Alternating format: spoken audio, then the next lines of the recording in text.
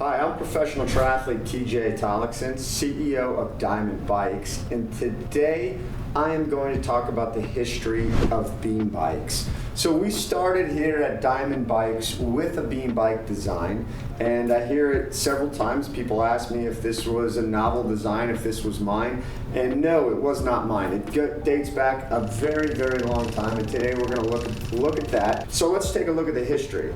Well, back in 1925, a small French bicycle manufacturing company had the first bicycle to take out one of the main structural components of the bike. And when I talk about main structural components, we look at a traditional bicycle and we call it a double diamond bicycle design. That meaning that it has a triangle in the front and a triangle in the back. And that double diamond bicycle design was used for a very long time, and it was adopted for the very first bicycles that were made used a similar design. And then in 1925, this small French manufacturer, we'll look at the book here to pronounce it, Vaille Velastique, is the French manufacturer that in 1925, they actually took out the top tube. So they had what was known as a V-bike. So it had a down tube and a seat tube. It had no top tube to it. So that was all the way back in 1925 that was first pioneered.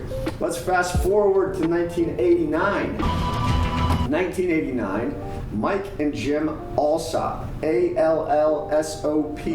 Mike and Jim Allsop went to the Interbike trade show in California and showed an Allsop beam suspension system on a bike. And that beam was mainly introduced for comfort. Okay, so it was a cantilevered beam.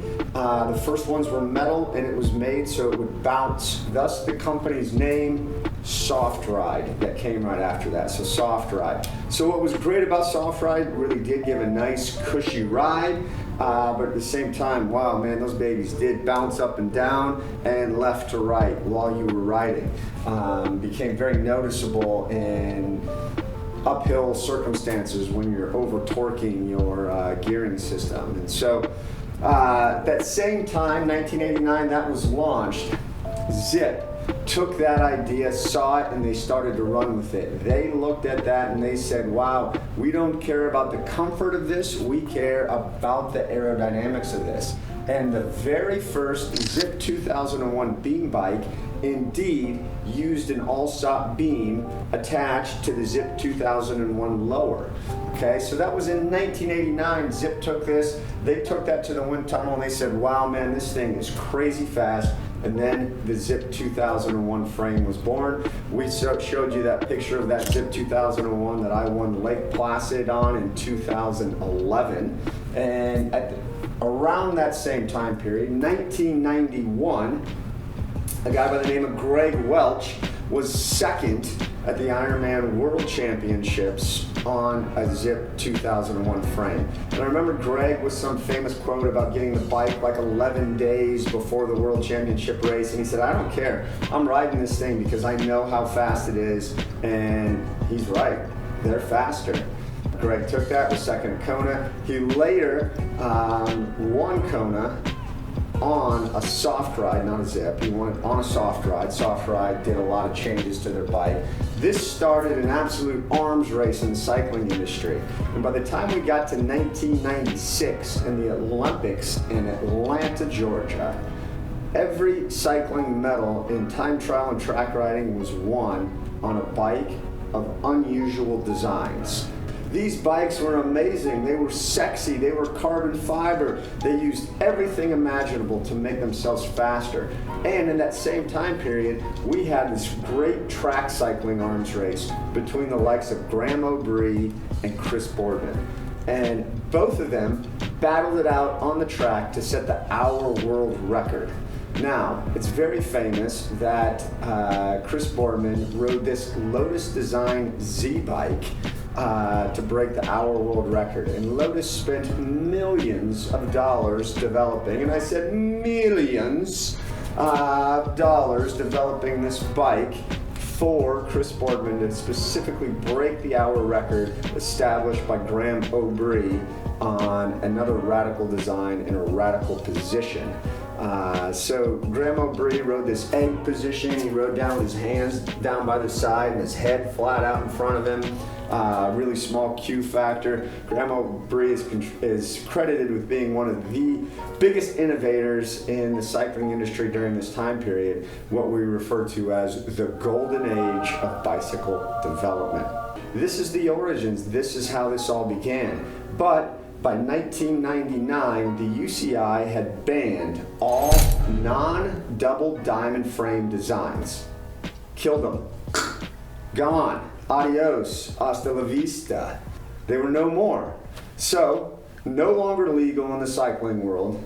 They were always legal in the triathlon world. But at the time, even in the 90s, triathlon was this weird, crazy niche sport sponsored by Bud Light and seen as some crazy thing people did in Hawaii. There wasn't a large enough mass participation to fully adopt the technology and make it viable. Now, Softride stayed in business, making frames, selling frames through about 2007 when they fully closed their doors and went out of business. They, at the time, they weren't really keeping up with the times of material technology. They still had the all-stop beam, which by that point had gone from being a metal beam to a carbon fiber beam. They had some composites problems, some delamination with the beam that was pretty common. But there is a cult following. I'm a member on Facebook of the Softride owners group, and people still talk about these bikes. People still swear they're the best bikes ever, and I'd say it's mostly because they haven't ridden a Dimond yet, but hey, I'm not there to convince everyone to do it. I'm just here to convince you about the benefits of the beam bike. So these guys had this beam bike, and the first idea was, let's make it soft and squishy so that it takes all the bumps out of the road. But that Softride beam, that was the take, right? Is let's put a big springy beam on there so it goes up and down and you don't feel the bumps in the road. Dimond, okay, it's stiff, right? If I push down on this beam, you don't see it move up and down. If we got under the microscope and looked at me pushing down, you'd see it just move a tiny bit. It's a couple millimeters of deflection.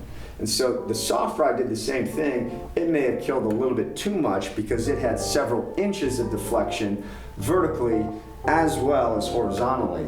And you don't really need the horizontal or 2 inches of vertical bouncing when you're racing, because that's just loss of energy. But people were still winning on the bike. It was still very successful. And so that's where we're going to leave off. We're going to leave off kind of in this 1999 era of beam bikes in this chapter. And you can see where Dimond had its inspirations and beginnings from, long history. And in 2011, I raced the very first Ironman triathlon on a Zip 2001 by any professional athlete in probably close to 15 years. 2012, I'd made my own prototype at a carbon factory in Boulder, Colorado that I raced at the one and only Ironman New York City. And then by 2014, I actually won the Ironman North American Championships in Montreal, Canada on a Dimond beam bike. So, long and rich history. We'll continue to build off what we just talked about now. While I'm at it, this is called Cyclepedia, and it is a century of iconic bicycle designs. It's by Michael.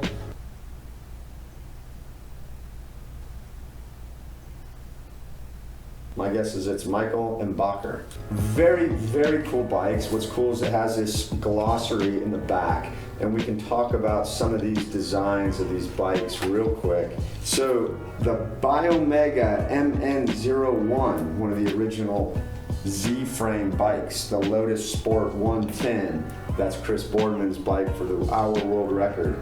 The Berea Unplugged TM design.